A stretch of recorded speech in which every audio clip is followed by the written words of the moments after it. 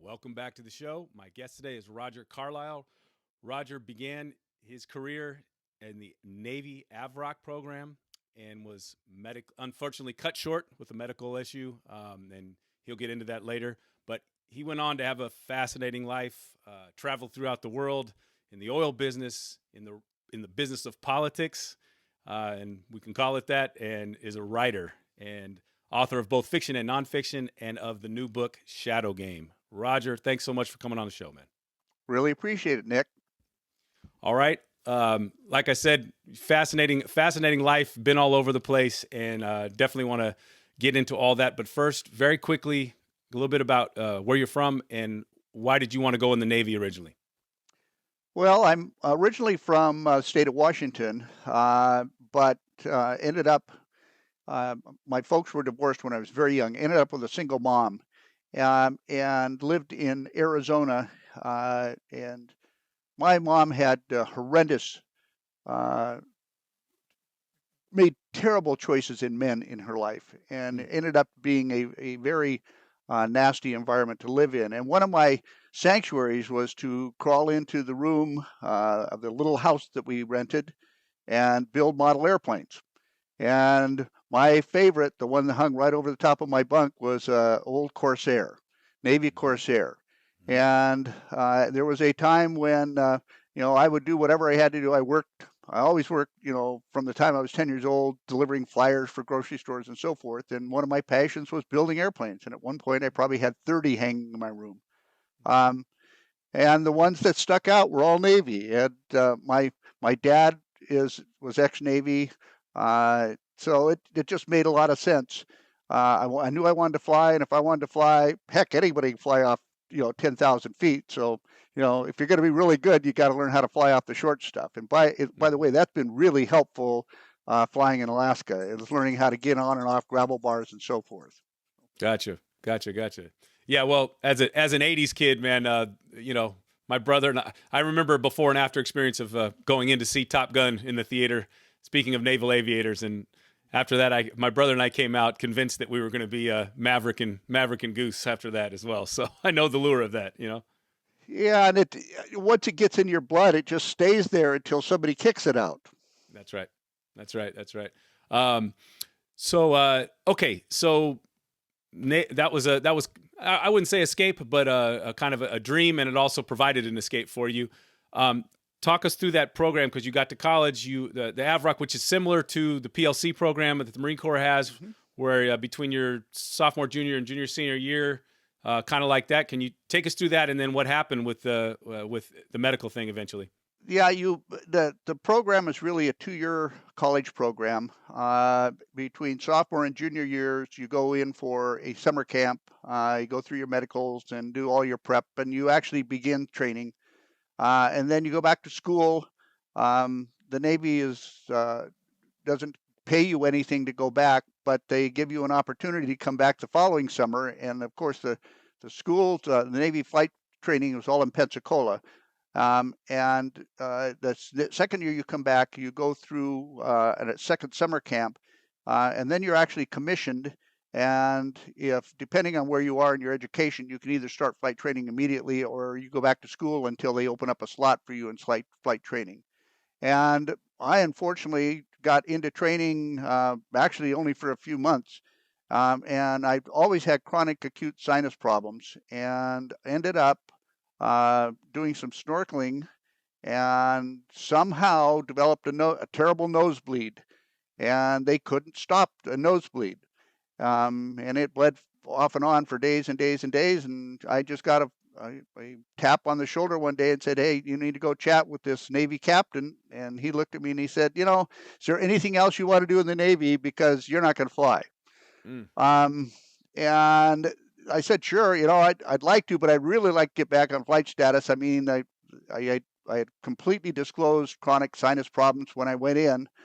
But in wartime, this was during the Vietnam War, they were taking warm breathing bodies that they thought could fly. And by the latter part of the war, it became clear the war was coming to an end. And I think part of the issue was, the Navy had 6,000 pilots and their peacetime complement was about 2,500. And I think I was just part of those casualties. And I know a lot of guys that finished and flew for 2 or 3 months and then got ripped as well. So it was terribly disappointing. As it turned out, it just opened up a whole different life for me. I was going to say, yeah, vastly different career. Same with me with the Marine Corps. I ruptured a disc in my back. I'm very close to going into to finishing up too. So whole different life. That's why I really, really track with that. So you're young man, early 20s. You have this huge disappointment. So what is that next thing? Where does that take you? Well, I had been accepted to law school at Columbia before I went into the Navy. So I thought I'd give that a shot. And of course, it was in the middle of a year, so I couldn't. And a friend of mine offered me just a one year, well, actually an 8-month shot at going to Alaska. And I'd grown up in the Pacific Northwest with a rifle and a shotgun and a fishing rod and loved the outdoors. So I thought, well, to unwind and figure out what I want to do next in my life, Alaska would be a really good place to go do that. But, I'll go back, I'll go to law school. And I headed for Alaska, and it ended up stretching out to 17, 18 months before I got a slot into school. And unfortunately, the time I headed for law school, the Vietnam War was still wrapping up, but it was not a really good place to be a reserve naval officer on campus, especially with an aviation background. And I put up with that for 3 or 4 months, and I thought, well, this will all calm down. I took a leave of absence, went back to Alaska, and never went back to school. And so, I know exactly what you're referring to. My uncle, family members that were in Vietnam, et cetera, et cetera, et cetera. But for those that don't know, can you talk a bit about the atmosphere at the time? The quote unquote baby killers, that type of thing. I mean, what was the atmosphere for military, and especially on a college campus? Well, to begin with, I went in without any disclosure that I was military, and it took less than 2 weeks for people to find out that I was. And I've still never quite understood how that happened, other than maybe somebody within the administration tipped them off. But for Vietnam guys coming back in that timeline, the war was so hated by especially the college kids. It's not tremendously dissimilar to an awful lot of the kids on campus today who are just furious at what's going on in Israel. And of course, we were the big tough Americans. We were beating up on this little tiny country. All they wanted was independence. They were all the good guys. They did everything right. We did everything wrong. So it reached the point on campus where, people would stand in front of you and glare at you and then walk around you. Or in class, if you had a professor who was very anti-war, you could sit and they wouldn't even call on you. They would ignore that you even existed. And some of it was even worse than that. Some of it was pretty hostile. I'm pretty tough. That part, I suppose, wouldn't have been. I could have lived through that and accepted that. But honest to God, I hated law. I just found it horribly boring. Yeah. So when the time came for me to make a call, I took a leave of absence, went to my counselor, and I said, I've only got a few more months in the reserves. I'll get out. I'll come back. This thing will all be better. He arranged a leave of absence, and I never went back. Well, the little time I've spent, as we've talked about before, a little time I've spent in Alaska, that can be a pretty alluring place as well. When especially you get up there in a beautiful summer afternoon or whatever, and get out in nature. That's there's the pull there for sure. The first time you drop a fly in front of a 12-pound silver salmon on a crystal clear river, and you can look all the way up the river and all the way down the river, and you and the people you're with are the only people on the river. It really does get into your soul. Yep. Well, there's a lot of. You come from a long lineage of writers that's been true as well. From River Runs Through It to Jack London and all that have written about that sentiment, that feeling. And my passion, as a kid, I mean, I read Jack London continuously, and my favorite was, of course, Hemingway Mhm. and his Nick James stories and so forth, all about Idaho and fishing and so forth. So That's right. it's a big part of my soul. Yep. Yep. Okay. So next step career wise for you, you eventually get into the oil business. What can you, and that takes you all over the world, and then also politics. Do I have that correct? Well, I actually got into high tech. Okay. I I went to work for a company at a time where they thought all computers were going to be optical character recognition driven. Um, so I studied and got very specialized in OCR and came to Alaska in that, and then very quickly it became clear that optical character recognition was just one step that wasn't going to be needed, and I moved over to Xerox. And that my first job at Xerox was probably one of the best jobs you could have in the world. I was the project manager for the Trans-Alaska oil pipeline for Xerox, which is how I got working in the oil industry.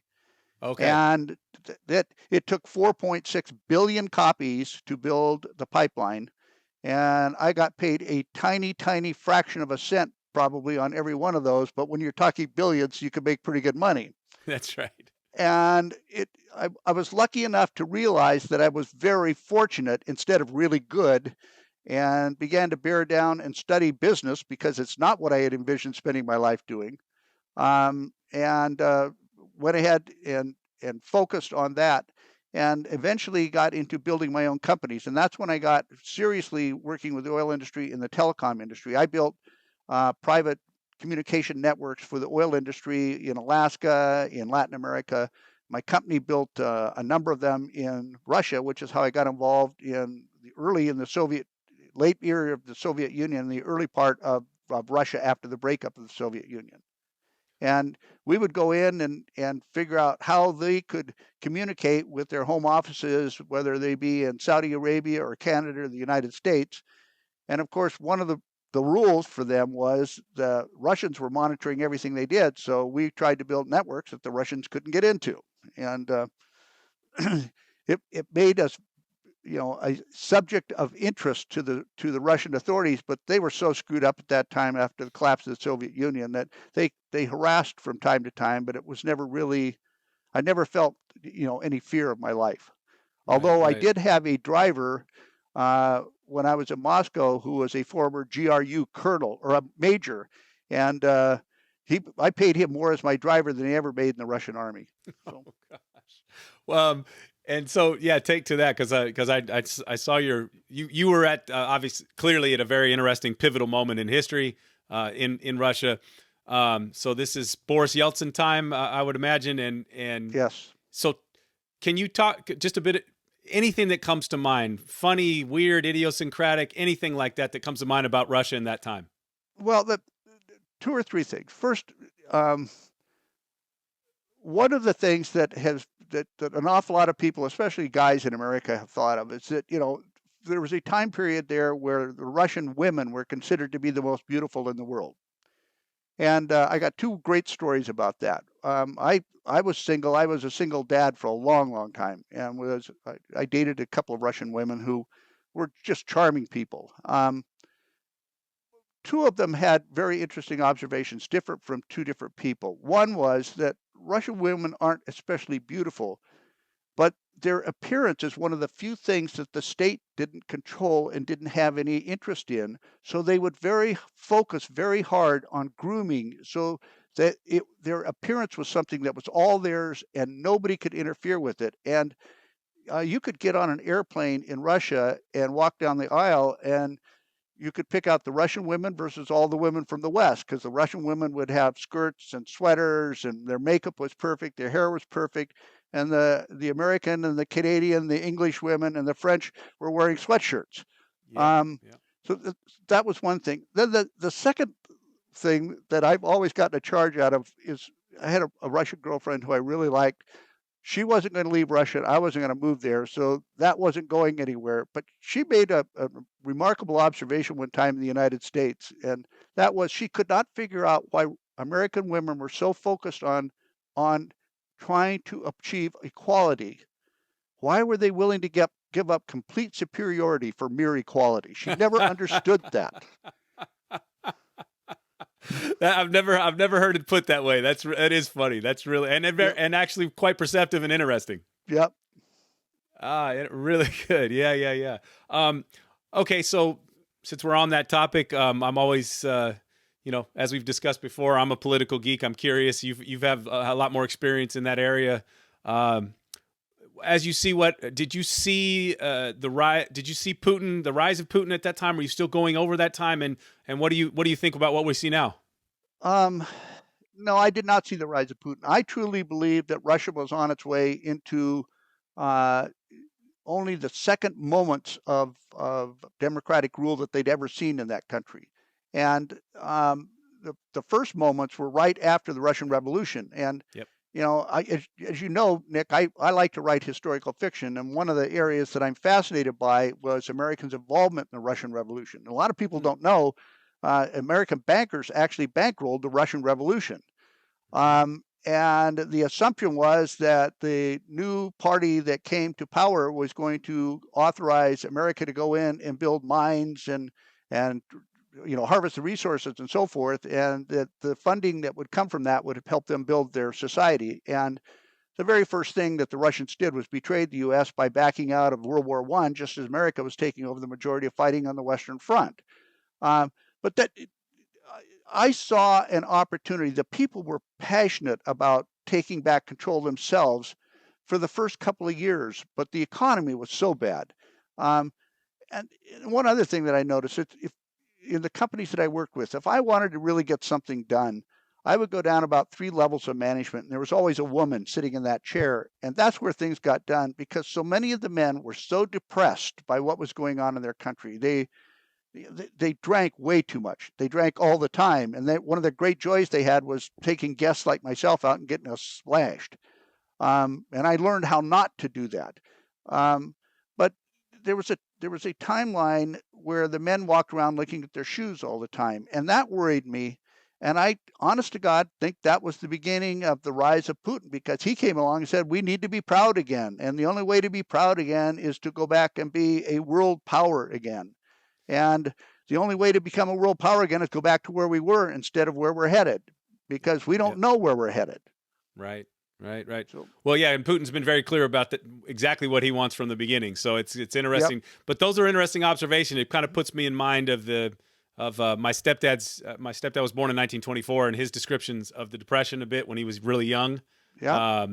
About the men in that time, and boy, the just makes me appreciate the fact that we have the systems in place that we do, because without them you could have what they have in Russia. So anyway, Nick, if the kids that were raising hell on campus when I was there and are raising hell on campus today had an opportunity to ever spend real time in authoritarian government, it would fundamentally change their life.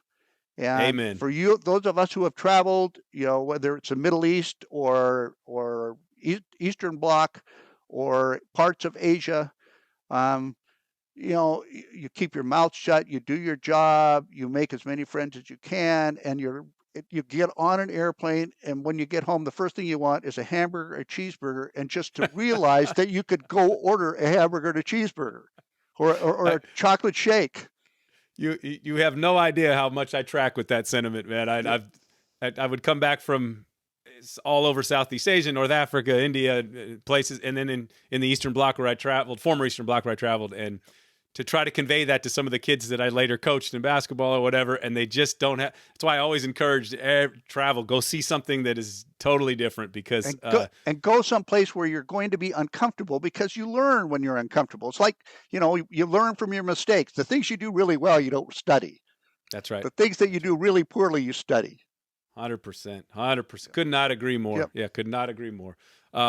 Interesting observation, because you were, like I said, you were there as a civilian and in a really pivotal point in not only Russia's history but ours, because that was one of those forks in the road that had Russian society gone one way, or maybe the economy was a bit better, maybe we wouldn't have what we have now. So anyway, it's a fascinating time, and I probably really a deep vein for writing ideas as well, I would imagine. Well, the characters that you recognize in those time periods and how you watch people fundamentally change becomes really important as you write. It's one of my very best friends was the mayor of Magadan, and I remember him telling me he spent and brought a bunch of people over to my home for Thanksgiving one year. They were here for Thanksgiving and had them for dinner. And he talked about his very first trip to the United States. He had an uncle who had immigrated years before, was a professor, and he had bought completely into the whole Soviet, we're the best in the world, we have the most remarkable economy and so forth. And he got off an airplane in Washington, D.C., and he thought, how clever these Americans are. Look at all of these buildings, look what they built around their airport. So people coming here, see, they could see the just power of this. And then he had to drive 200 miles out into Virginia, and every city he went through looked the same, and the shopping centers looked the same, and the cars were the same. And by the time he got to his uncle's house, he said, I, for the first time in my life, realized how much I'd been lied to my entire life. Mm-hmm, mm-hmm, Um, mm-hmm. and those observations are really important in developing characters. But he was a remarkable guy. Yeah, it's hard to it's almost impossible for people that grew up here and have never left to really see that there are places where they're not caricatures. Those people mean what they say, and Yep. authoritarian places they're actually like that. And Yeah. so anyway, they're actually like that. So anyway, like I said, go on. Now, were you all over Russia, given what you did, or mainly in the cities, or? Um, a little bit of everything. I helped build communication systems in gold mines north of Magadan in the old areas where the gulags used to be. Yeah. In the oil industry on Sakhalin Island, Oh wow. and then I had offices in Moscow and St. Petersburg. So I spent a lot of time in the cities. One of the great things about getting into rural Russia was that I got a chance to travel with a fly rod. And, Yeah. Right. there's just, you get on the Kamchatka Peninsula, it's one of the most remarkable fishing areas in the world. And it's still completely world class because nobody ever fishes it. Nobody Um, ever fishes it. Right. but I also saw a tremendous amount of the waste that came out of their system. Yep. For on Yep. Sakhalin, some of the most beautiful rivers in the world, and you would find piles where there'd be 1,000 salmon pulled up on the beach and gutted and just left to rot. And the economy was so bad that the people would just strip the eggs out and then smuggle them into Japan because they were a delicacy there, and you could make a ton of money doing it. And then they would use that money and buy a couple of cars and import them back in and somehow make some money doing that. They were doing whatever they had to do to feed their families. Um, but if you allow the economy to get that bad, um, I'm not 100% sure that we wouldn't be doing the exact same things. That's right. That's right. Yeah. Yeah. Really fascinating details. For me anyway. Yeah, really interesting. I've read obviously a ton about that place and time period, but it's interesting for me to talk to somebody who lived there and not just in Moscow and St. Pete, and you got out and really saw different parts of Russia. Um, anyway, so okay, so this time period that you're in and out of Russia, kind of this starts in the late 80s or 90s, and then when do you transition from Russia? Late 70s into the mid 80s in that Okay. timeline. Um, and then I did a lot of work elsewhere in the world. I I was fully on my way into building companies. I had built several, and uh, probably in the let's see, late 80s, I had a setback. I was running two very successful companies, had three startups going. Um, I was single, my kids were in college, I was working 80 hours a week. And then a lump that was supposedly just a fatty tumor turned out to be a very rare form of cancer. Ooh. And I ended up battling that. And it never frightened me in the sense of I never felt that it was going to kill me, but boy, it was a colossal inconvenience. And the therapy, especially radiation, just sapped all my energy. Yeah. And I took a huge financial bath out of that. Um, not because of the medical bills, but because I couldn't run the last three Yeah. companies on my own, and I was too thin on management. And Right. so coming out of that, um, I lost probably 2/3 of my net worth. But my kids still were in school. My dog still loved me. There were still crystal clear rivers out there, and it began to change my life. Like, why do you want to be, a powerhouse in business and make a ton of money? Is that really what you want to do? And it turned out the answer to that was no. And Yes. Yep. that's when I went back to doing what I'd done off and on all my life, which was writing. And I got very involved in especially political writing, writing autobiographies for candidates. That turned out to be a fascinating experience. I only wrote one that I was credited with. It turned out to be a blatant lie.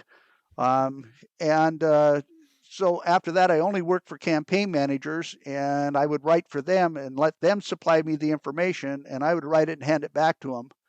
It was very lucrative. You could make a lot of money every 4 years. Um, but in the end, there was nothing really satisfying about it because so many of the documents that you write, even campaign work, policy position papers, and so forth, you know, there was no follow through after the fact. And it really soured me on doing that kind of writing. And I still do some political consulting, but I don't write for anybody anymore. Um, the Just because, in other words, like you write kind of like every politician, lofty promises, et cetera, et cetera, et cetera, and then as soon as they get elected, it's literally just to get elected, kind of thing. Is that what you're saying, or? oh, I I don't think it was ever intentional. One of the biggest issues is lying by omission. And that's one of Mm, the things that you would say immediately to a campaign manager. If you don't disclose all of the warts, all of the hiccups and screw ups in a candidate's life, somebody today is going to do opposition research and they're going to find them anyway. So you might as well get them out and explain them. Um, but it's one of the hardest things to get a candidate to accept. Um, and so often what I would write would turn out to be mostly true, but not completely true. And mm. yes, there is a real problem in this country with people making campaign promises and not following up. I'm not the first person that's noticed that. It seems to be about 360 million of us have noticed that. Right. That's very true. Very true. Very Yep. true. Um, and then, and I meant to ask beforehand. You mentioned, just to go back a little. You mentioned some other places that you were in outside of Russia. Where South America did you say, or I've Middle East? I've well, I've spent some time in South America, quite a bit of time in Mexico, some time down in Central America. I spent some time in the Middle East. I did some work in New Zealand, which I just absolutely loved. Yeah. My family at one time lived in Iran prior to the fall of the Shah of Iran. So I've had connections and spent time in the Middle East and had friends there. In fact, that Iranian experience is part of what drove this latest book that we're talking about today. And That's I'm right. actually writing a second book, another book right now in the 1980 timeline in Iran, set in Iran. Um, there was another country that had so much potential to do such remarkable things with an extraordinary history Yeah. that got sidetracked by one person coming along who knew everything and managed to surround himself with enough people who believed that they disrailed uh, a huge opportunity.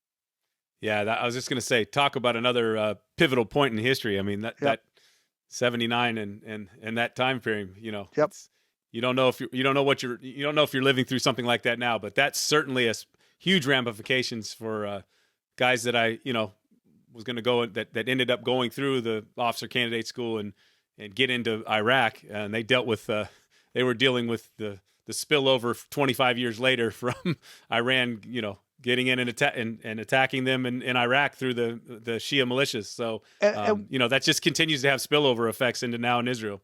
Nick, and what's remarkable about that is that there was a poll done about 12 years ago in the Middle East of all of the countries in the Middle East. What do you think of the United States? The highest ranking country, the one that ranked America highest among the population, was still Iran. Yep. And that tells you how much the government and the people are not on the same page. And part of the books that I'm writing have come from the expats that I know that to this day dream of how can we change Iran back to what it could have been. Well, Yeah. how can we go back to the days of the Persian Empire when it was a pluralistic society and one of the centers of culture and learning in the world, and they still dream of that. Yep. No doubt. And I was just going to say, talk about a plot taken straight from real life. Your book. Yep. I'm just getting into your book right now, so it's definitely deals with that. And then that like I said, I live in Los Angeles, so talk about Iranian expats. It's I went to grad school with a lot of Persians, and on both sides of that divide, the family that had ties to the regime and those that were exiled from it.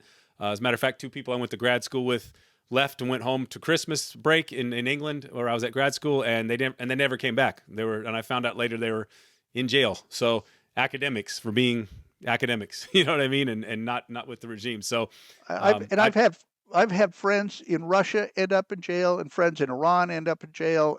And again, if the kids on campus that are raising hell could ever really live in that kind of authoritarian environment, it would fundamentally change their lives. Yep, absolutely, 100%. And yeah, as you say, talk about a wasted human capital, man. Boy, there's just so much unlocked potential in that culture, and if I read the demographics right, it's a largely younger population, and so and if the demonstrations of the last year and a half are anything to speak of, like you said, there's a big gulf between the mullahs and the population. So let's hope that gets resolved. Yeah, and I think you're going to really love, as you really get into this book, how deep that divide is. Yeah. Well, good enough. And speaking of that, let's get into the writing part of that.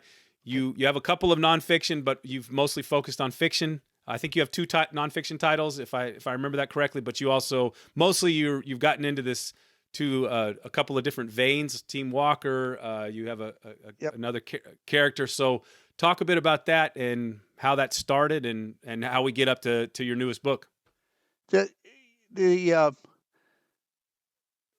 Frankly, the two political books I wrote were just getting stuff off my chest, and right. I honestly had not even envisioned publishing those. But after putting a couple of years into them, I said, well, I'll put them out there, and if somebody likes it, fine. You don't ever make any money on a political book. Nope. But part of that, what drove that is I have a passion for finding snippets in history, little parts of history that if you read them thoroughly just don't make sense.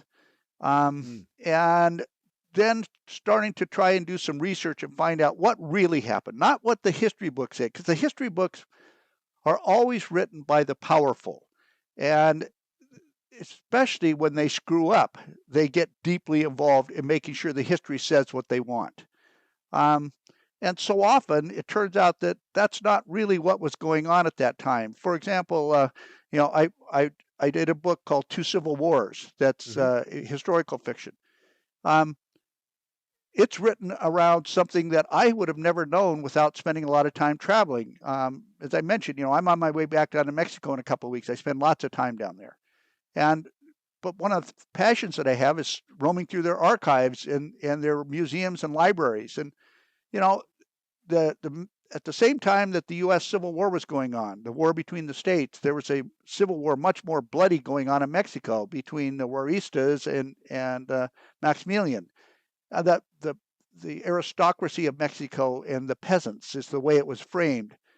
And most people don't know this, but again, U.S. was deeply involved in that war. We provided all the arms that allowed the Juaristas to even field an army.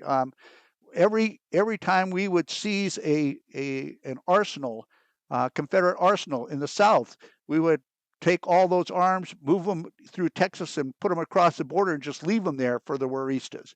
And Interesting. we put a finger on the scale of that Civil War, that instead of the war ending in a logical conclusion like ours did, where we arrived at a direction for the country, what our tinkering did down there is assured that Mexico has never been stable since. And we still Mm. aren't stable on our southern border. And so I wanted to write a story that said, here's what happens when, Abraham Lincoln tips the scales a little bit, doing things because he really believes in them, with consequences that still ramify or ramifications today, both to the Mexicans and to us. And that's the underlying story. Now it's really just a thriller, and it's got two great love stories in it. But the underlying theme is, us tinkering in other people's affairs that we really don't know about. I don't know if that's really good for us. God, talk about a contemporary theme, man, written in of historical fiction. I Yeah, mean, you could change the details of that. You could just glom onto anything that has gone on in the 21st or the 20th century, 21st century as well. correct. Yep. Yeah, Well, yeah. I've So got another book that's called The Opposite of Trust. That's written in the Cold War era, and um, the Cold War wasn't really a Cold War. It was a hot war in a lot of places. It was in the that's North right. Pacific. In aviation, Russian airmen and American airmen were clashing continuously, um, and at the time that those two militaries were clashing with each other, many of the people in the leadership of the American military were under the gun because of the McCarthy hearings, anti-communist hearings, and in Russia, the Stalinists were fighting Khrushchev's reforms. So both sides were fighting their backside as they battle with each other. And again, that not many people understand what the ramifications of that were, and how it led to the kind of thought process, especially in Russia, because in the United States we reconciled what was going on with McCarthy's, but the Stalinists were never reconciled. The Khrushchev people never ever reconciled the power of the Stalinists. And if you think about it, Vladimir Putin's a Stalinist. Yeah. So that unfinished business again raises its ugly head and creates problems. Mm-hmm. Anyway, Yep. you're just talking right along the lines of why I love history so much, because I didn't know the premise of the two civil wars. I knew roughly that war had happened, with Yep. Maximilian, but I just didn't know the details of that, and our part in it, which is it's just it's amazing how you pull on one of those threads and it goes back a lot further than you think. And it's fun. It's an absolute blast doing the research, especially if you have the resources to travel to the other countries and do the research. Right. So, you have I guess, a character, Chad Gritt. That's that you Right? run through, and then now with this new book, Shadow Game, it's Team Walker. Can you take us into that now? What's the premise of that, and then that? Well, let's start with who Thaddeus Walker is. Thaddeus Walker is a character in a whole series of books that I've never published yet. And there will come a time I need to find the right agent for those books, because it starts off with a young kid, a little autobiographic here, 10 years old, going through a life of extreme domestic violence. That's where it begins. But the story has to begin there to make this thing really work. And it talks about, it's been my experience that in meeting other people with similar backgrounds, one of two things happens. You either realize the lessons from that and go on and try to do really good things in the world, or you learn the wrong lesson, which is that violence and that kind of abuse is an important part of your own life, and you portray it on with you and the other people around you for the rest of your life. Mm-hmm. And most of the really extraordinary people I've ever met came out of really difficult backgrounds, and found a way to overcome that. So Thaddeus Walker is one of those people, and over a period of time, he spends some time in the Marine Corps, but is one of those oddballs in the Marine Corps. He refuses to shoot a rifle at any human being. So the Marine Corps has got to find a place to put him. And of course, I they didn't know they you could get through with that. well, it's so I took a little, one of the great joys about writing fiction is you could take a few liberties, but 100%, 100%. because because of, well, he's an expert marksman, Yep. uh, but because of Excuse me. his experiences, they do find a place to use him. Okay. And Vietnam was an extraordinary time period to use people like that because in intelligence work and working with the foreign country in doing consulting work for them and so forth. The military was deeply involved in that, and of course, it's only logical to slide out of that into intelligence work. So That's right. the Thaddeus Walker is a retired intelligence guy living in a beautiful little tiny home on 5 acres right on Flathead Lake in Montana. Mm. And every once in a while, a helicopter will land on the pasture next door, and somebody will come out and say, "Hey, Thaddeus, we could use your help." Um, and he is one of the old school guys. He's one of the people, boots on the ground, intelligence guys, and all the electronic intelligence in the world will not keep us safe. Most of the intelligence people I've ever known will tell us that. Yep. That what keeps us safe is somebody knowing somebody somewhere who says one little thing that just, again, one of those strings that you can pull on.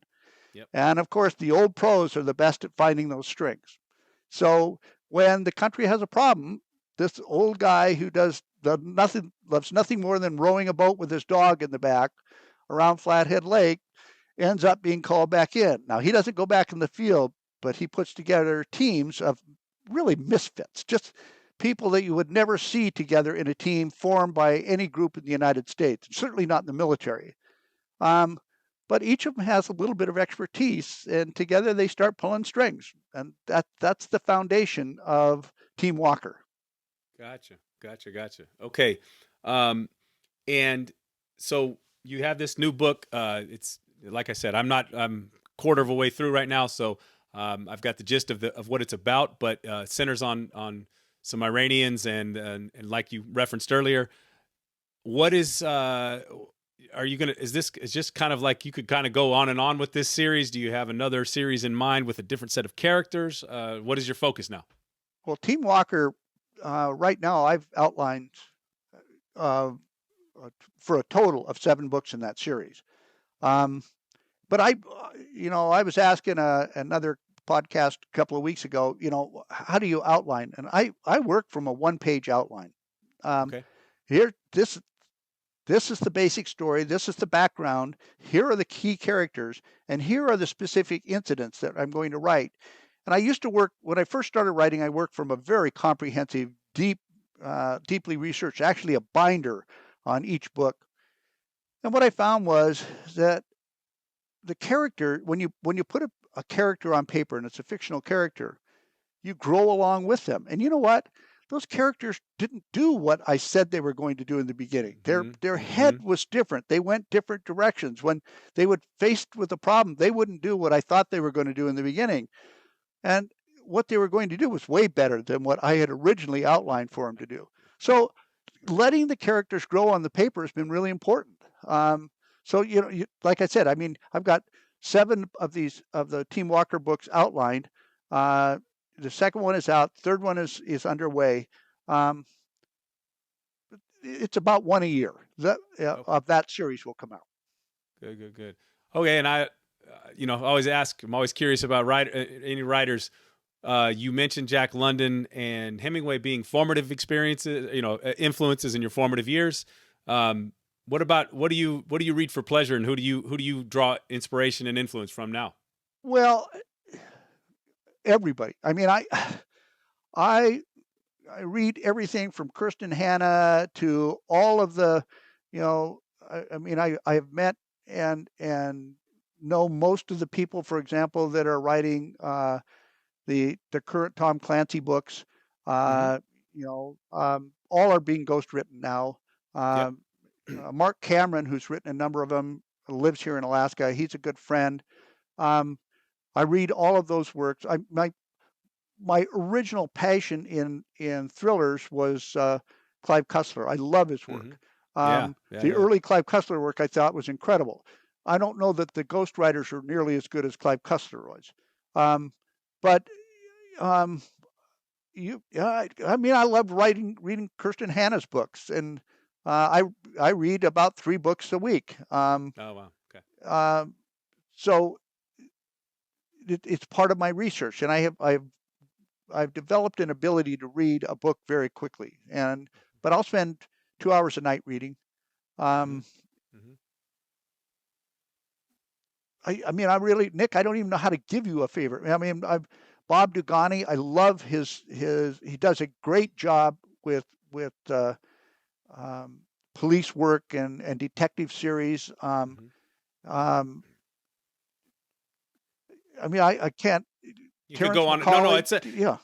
Yeah, no, Yeah. I don't. I didn't Okay. mean to have to pick a favorite, but just Yep. this what you read currently, and that Yep. you answered it.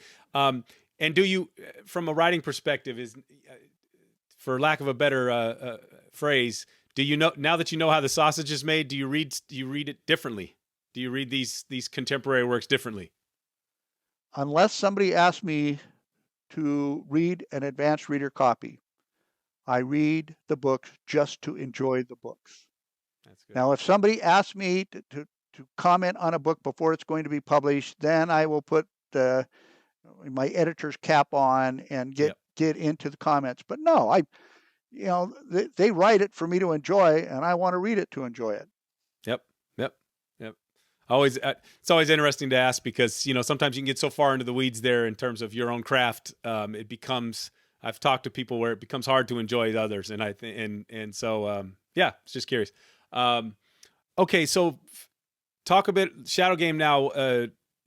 Release date. How can people reach out to you, get to know you? I'll put the link to your website, obviously.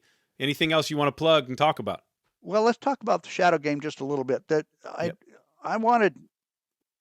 I had some people who've asked me what the book is about, and I've got just even better than what I could describe. There have been 2 or 3 quotes that came out, and I'd like to just read them. One is, this is just from a friend of mine. Actually, you know the same guy. Says, when a family uses their wealth to invest in media influence, artificial intelligence, and weapons in order to draw the U.S. into a nuclear war, the only barrier to the success is a group of brilliant misfits. Team Walker. That's a pretty good description of the book. But the one that I like the best came from the Book Life Prize, and it said, Team Walker is reunited to unravel a domestic terrorist threat. Meanwhile, an ambitious young man is torn by his family's vendetta while he tries to navigate the world of divided loyalties. For all, the insidious terroristic threat may hit closer to home than they ever expected. So those are pretty good descriptions without giving away the book. But in a nutshell, the book took just over 2 years to write.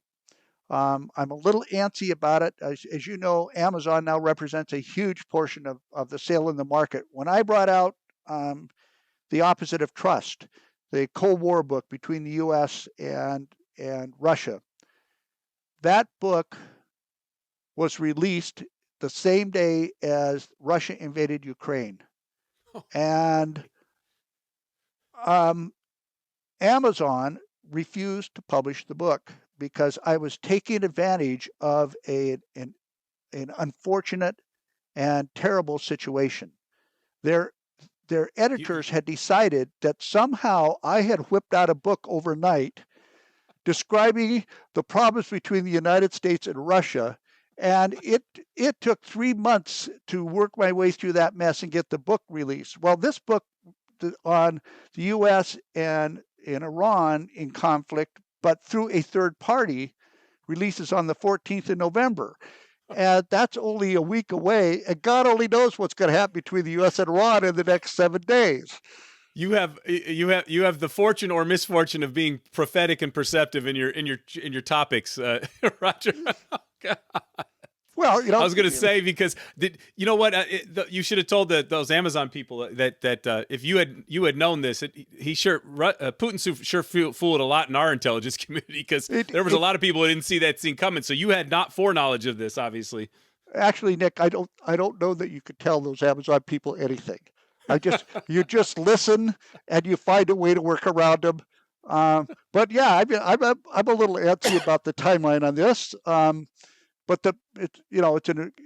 it is a very, very timely book. And the next in the Team Walker series is about another one that I see coming. I desperately hope I'm wrong on, because it's way closer to home. But we'll see. I don't think I'm clairvoyant. So, but well, it just tells it to you. As we discuss this entire conversation, history has threads, and if you follow them back long enough, it tends to repeat itself, as the old cliche goes. And so, what we're seeing now is nothing new, really. So you're absolutely well. There've been a number of people comment on this. There is nothing new. Nope. The technology changes. But other than that, there is really nothing new in humankind. I mean, go back and read the early conflicts going on in Greece. That's right. The justifications for the conflicts are exactly the same as the justifications today. That's right. That's right. 100%. I read Thucydides as an undergrad, and I just went back and read it again 20 years later, and I was like, God, you could change the names and the names of the people and the combatants, and you'd have the same justifications being made now. So, 100%. 100%. All right, Rodger, really enjoyed this conversation. What anything else before we go? Because you just informed me prior to the show that you got 25 inches of snow that fell on you, and you've got to get your plane ready. Yeah, we got hammered last night. About a little over 20 inches of snow. We had 5 on the ground already, and I've got to shovel my way out of my house and get in a truck and drive down and shovel off an airplane before the weight of the snow collapses the wings. So, no, the only thing I'd like to do is, for any of your followers, my website is rodgercarlyle.com, RODGERCARLYLE.com. And I include an awful lot of interpersonal stuff on my website as well. So if you'd like a little more about me, it's on the website. But mostly, I think that you might find, especially if you have an interest in America or in politics or world politics or history, I think you might find what I do interesting. Yep. I will. Like I said, I'll put a link to your website on everything. YouTube channel release and Instagram and Twitter and all that, so people can in the show notes, so people can come find you and get the book. So I'm enjoying it, and I look forward to the digging into the rest of your catalog too, Rodger. So I really appreciate your time, man. Look forward to visiting you sometime in LA. Where I don't have to deal with 20 inches of snow. Hey, it's 72, 75 degrees, and you get down here, tacos and margaritas are on me. We're in. I'm in. All right, Rodger. All right, thanks. All the Nick. best, man. Thanks, Nick. Thank Bye. you so much. Bye.